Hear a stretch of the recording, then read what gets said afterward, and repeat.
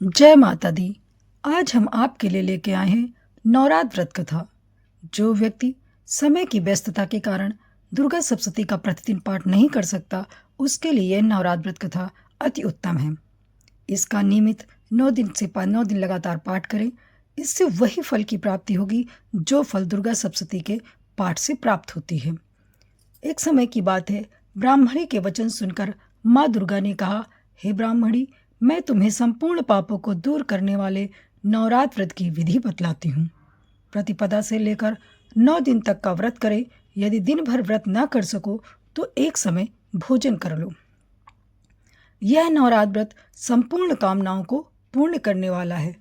अब बात करते हैं नवरात्रि व्रत कथा की।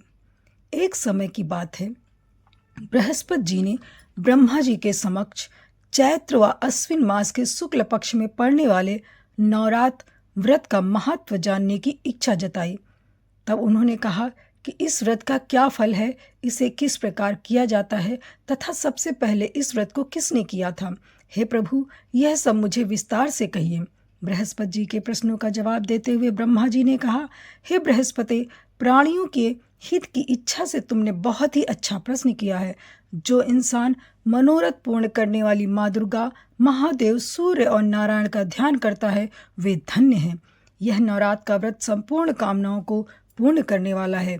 इस व्रत को करने से पुत्र सुख, धन, विद्या और सुख मिलता है।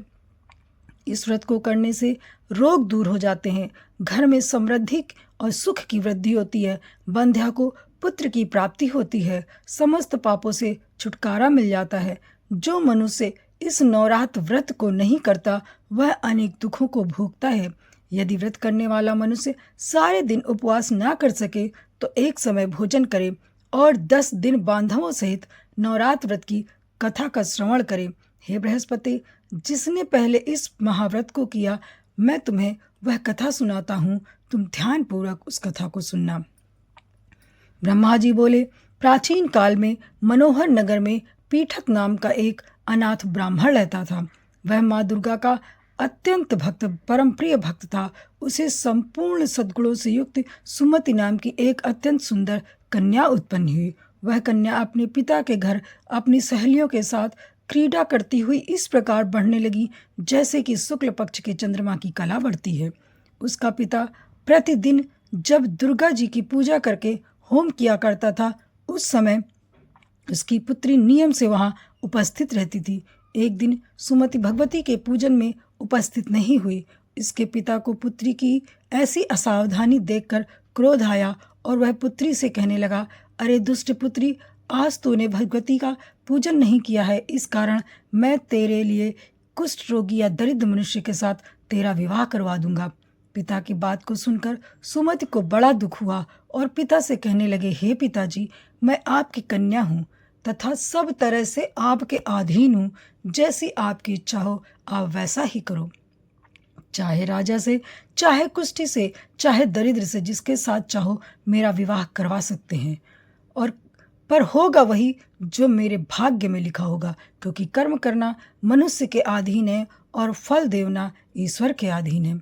कन्या के निर्भयता से कहे हुए यह वचन सुनकर वह ब्राह्मण और अधिक क्रोधित हो गया और अपनी कन्या का विवाह एक कुष्ठी मनुष्य के साथ कर दिया और अत्यंत क्रोधित हो पुत्री से कहने लगा, हे पुत्री, अपने कर्म का फल भोगो, देख भाग्य के भरोसे रहकर क्या करती हो। पिता के ऐसे कटु वचनों को सुनकर सुमति मन में विचार करने लगी, अहो मेरा बड़ा दुर्भाग्य, जिससे मुझे ऐसा पति मिला है। इस तरह अपने दुख का विचार करती हुई वह कन्या अपने पति के साथ वन में चली गई और डरावने कुशायुक्त उस निर्जन वन में उन्होंने वह रात बड़े ही कष्ट से व्यतीत की। उस गरीब बालिका की ऐसी दशा देखकर देवी भगवती ने पूर्व पुण्य के प्रभाव से प्रकट हुई और सुमति से कहा, हे दीन ब्राह्मणी, मैं तुमसे अत्यधिक प्रसन्न हूँ, तुम जो चाहो वह वरदान मुझसे मांग सकती हो। भगवती दुर्गा का यह वचन सुनकर वह ब्राह्मणी बोली, आप कौन हैं, वह सब कुछ मुझसे कहिए। ब्राह्मणी का ऐसा वचन सुन देवी ने कहा, मैं आदि शक्ति भगवती हूँ, मैं परम विद्या हूँ और सरस्वती हूँ। प्रसन्न होने पर मैं प्राणियों का दुख दूर कर उनको सुख प्रदान करती हूँ। हे ब्राह्मणी, मैं तुझ पर तेरे पूर्व जन्म के पुण्य के प्रभाव से प्रसन्न हूँ। अब मैं तुम्हें तुम्हारे पूर्व जन्म का वृतांत सुनाती हूँ, ध्यान पूर्वक सुनो। तुम पूर्व जन्म में निषाद की स्त्री थी, अति पतिव्रता थी। एक दिन तेरे पति निषाद ने चोरी की। चोरी करने के कारण तुम दोनों को सिपाहियों ने पकड़ लिया और जेल खाने में कैद कर दिया। उन लोगों ने तुझको और तेरे पति को भोजन भी नहीं दिया। इस प्रकार नवरात्र के दिन तुम लोगों ने ना तो कुछ खाया और ना ही जल पिया। इस प्रकार 9 दिन तक नवरात्र का व्रत किया। हे ब्राह्मणी, उन दिनों जो व्रत हुआ, इस व्रत के प्रभाव से मैं प्रसन्न होकर तुम्हें मनवांछित वर देती हूँ। जो तुम्हारी इच्छा है सो तुम मांग लो। इस प्रकार दुर्गा के वचन सुनकर ब्राह्मणी बोली, हे माता, अगर आप मुझ पर प्रसन्न हैं, हे जगदम्बिके, मैं आपको प्रणाम करती हूँ। कृपा करके मेरे पति का कोढ़ दूर कर दीजिए। देवी ने कहा, उन दिनों तुमने जो व्रत किया था, उस व्रत का 1 दिन का पुण्य अपने पति को कोढ़ दूर करने के लिए अर्पित करो। उस पुण्य के प्रभाव से तेरा पति ठीक हो जाएगा। इस प्रकार देवी के वचन सुनकर वे ब्राह्मणी अत्यंत प्रसन्न हुई और पति की निरोग की इच्छा करके वह उसने तथास्तु कहा और ऐसा वचन कहकर वह अपने पति के शरीर भगवती दुर्गा की कृपा से कुष्ठ रोग से रहित हो गया। वह ब्राह्मणी पति को देख देवी की स्तुति करने लगी, हे दुर्गे, आप दुर्गति को दूर करने वाली हैं, तीनों लोगों का संताप हरने वाली हैं, समस्त दुखों को दूर करने वाली हैं, रोगी मनुष्य को निरोग करने वाली हैं, प्रसन्न होकर मनोवांछित फल देने वाली हैं, दुष्टों का नाश करने वाली आप जगत माता हो। हे अम्बे, मुझ निरपराध अबला को मेरे पिता ने कुष्ठी मनुष्य के साथ विवाह करके मुझे घर से निकाल दिया था। पिता से तिरस्कृत निर्जन वन में विचर रही थी। आपने मेरा इस विपदा में उद्धार किया। हे देवी, मैं आपको प्रणाम करती हूँ, आप मेरी रक्षा करो। उस ब्राह्मणी की ऐसी स्तुति सुनकर देवी अत्यधिक प्रसन्न हुई और ब्राह्मणी से कहा, हे ब्राह्मणी, तेरे उदाले नामक अति बुद्धिमान, धनवान, कीर्तिवान पुत्र शीघ्र उत्पन्न होगा। ऐसा वर देकर देवी ब्राह्मणी से फिर कहा कि और जो कुछ तेरी इच्छा है मांग ले। सुमत ने कहा, हे भगवती, हे माँ दुर्जय, आप मुझ पर प्रसन्न हैं तो कृपा करके मुझे नवरात्र व्रत की विधि विस्तार पूर्वक वर्णन कर दीजिए। ब्राह्मणी के ऐसे वचन सुनकर माँ दुर्गा ने कहा कि हे ब्राह्मणी, मैं तुम्हें संपूर्ण पापों को दूर करने वाले नवरात्र व्रत की विधि बतलाती हूँ। प्रतिपदा से लेकर 9 दिन तक व्रत करें। यदि दिन भर व्रत ना कर सकें तो एक बार भोजन करें।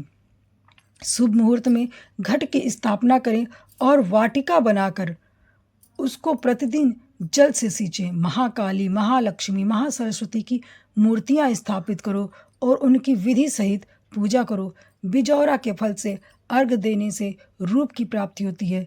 जायफल से अर्घ देने से कीर्ति की प्राप्ति होती। दाख से कार्य की सिद्धि होती। आंवले से सुख की प्राप्ति होती है और केले के अर्घ देने से आभूषणों की प्राप्ति होती है। इस प्रकार पुष्पों और फलों से अर्घ देकर व्रत समाप्त होने पर 9वें दिन विधि विधान से हवन करो।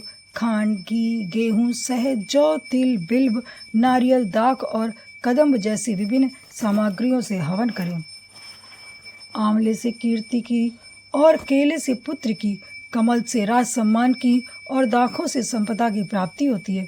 खांड, घी, नारियल, शहद, जौ और तिल तथा फलों से होम करने पर मनोवांछित वस्तु की प्राप्ति होती है। व्रत करने वाला मनुष्य इस विधि विधान से होम कर आचार्य को अत्यंत नम्रता के साथ प्रणाम करे और यज्ञ की सिद्धि के लिए उसे दक्षिणा दे। इस प्रकार बताई, जो व्यक्ति व्रत करता है उसके सभी मनोरथ सिद्ध होते हैं, इसमें तनिक भी संदेह नहीं है। इन 9 दिनों में जो कुछ दान आदि दिया जाता है उसका करोड़ों गुना फल मिलता है।